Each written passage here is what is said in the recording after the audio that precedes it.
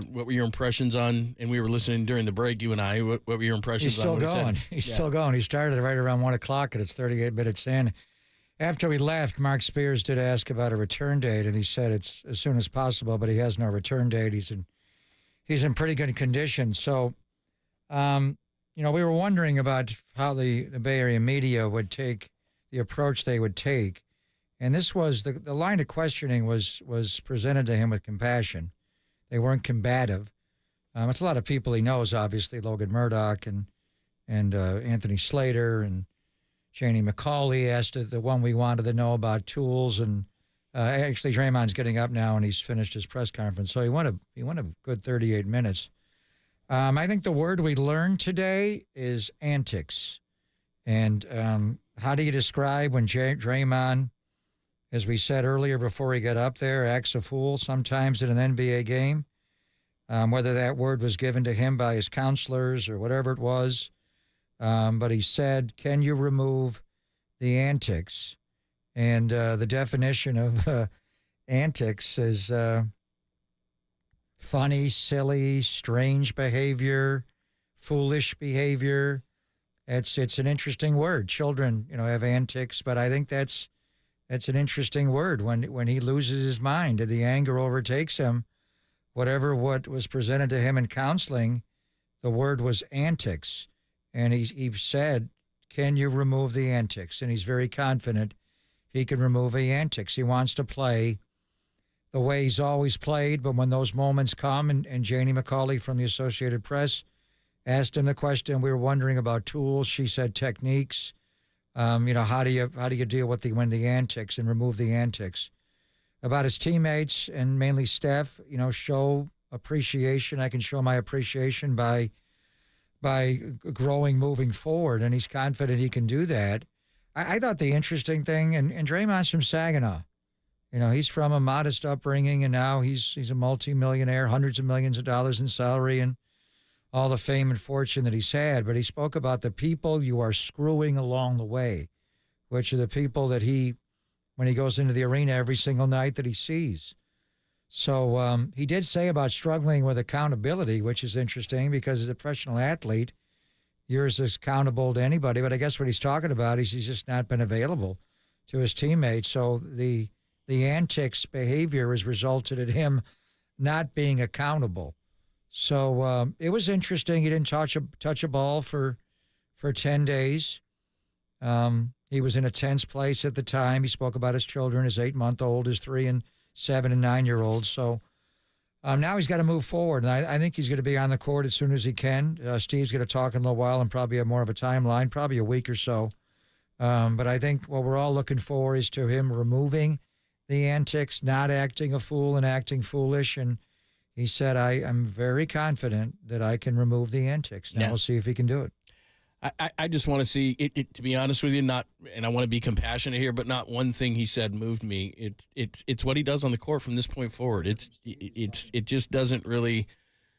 There's nothing he could say or did say. He went off on tangents a lot of times and things like that. And I hope he got the work that he needed. But the reality of it is nothing's going to happen until we see what he does on the court and what kind of changes mentally he's going to make, because to me there wasn't a whole lot of specifics or anything, and nor did he have to give us any kind of specifics. He doesn't owe us that, but he's got to change for his players. He's got to change, I think, for Steph, for the organization, because if this happens again, who knows what's going to happen. So he can talk all he wants, but it's just what he does. We hear people talk all the time and say they're going to change or do this or do that, and they don't.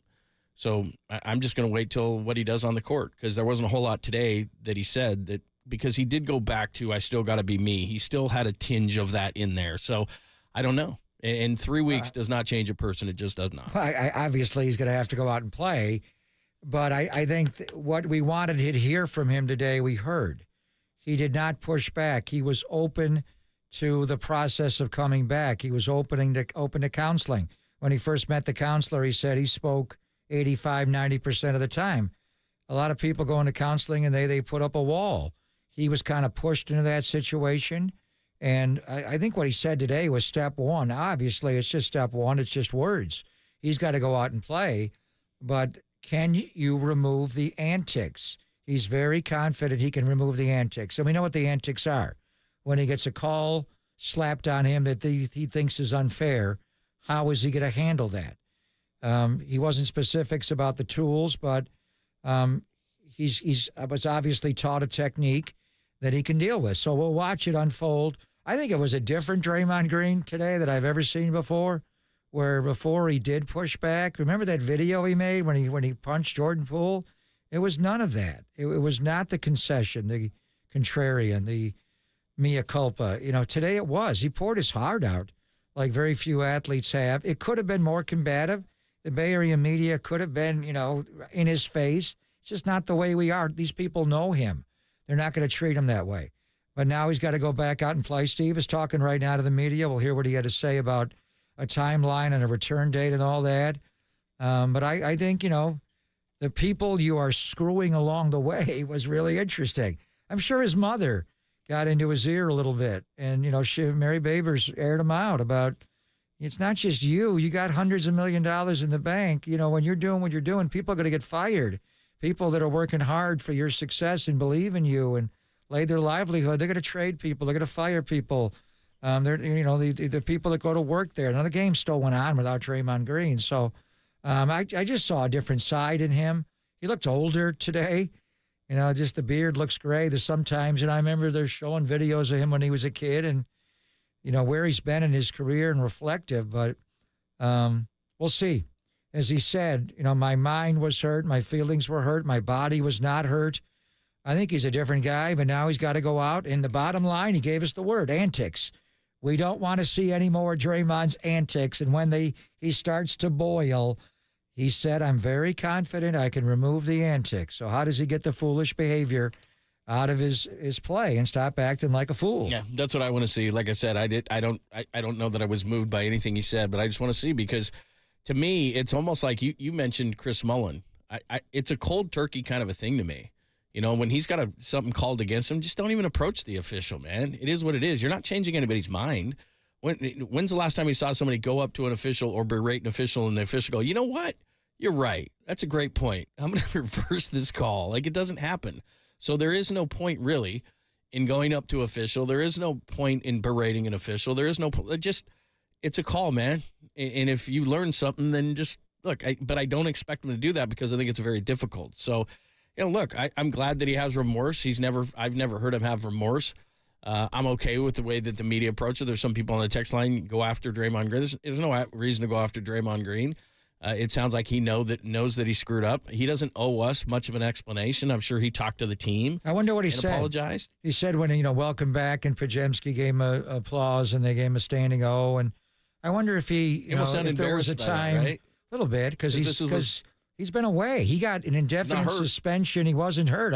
As an athlete, he feels like I let the guys in this room down, and my antics have adversely affected. That's why we're 17 and 19. I understand that. There's time to make it right, but I wonder if he opened up. He's got to win back. The Bay Area sports fans, we're different. We do take guys back. There's a real skepticism. This is Draymond Green. This is the 4-time NBA champion. I've seen the up and down and good and bad, and at times he's exasperated me, and I thought his skill wasn't there anymore, and I would have traded him. But his skill's there as a player. He's got to remove the antics from it. But he talked about losing the leadership in the locker room. He's a leader. Steph Curry follows him. He's just that guy. And he cannot eliminate all of it. When the officials slap a call, Draymond's a communicator. You got to go over and make the point. Be more like a trial attorney and not just start yelling at everybody and going off. Try to make diplomacy. Just be a little more diplomatic in everything you do. And then as a player, when it's time to go, be as ferocious as you've always been. It's going to be fascinating to watch him play. Because before, Mike Brown, even Alvin Gentry, they had the get-back coach. They used to try to tackle him and get him in. After a while, they just said, we can't stop him. I'd be like, what are you doing? Go get him before he They're like, whatever, he's going to do it. I now, how have they been taught to deal with Draymond's antics?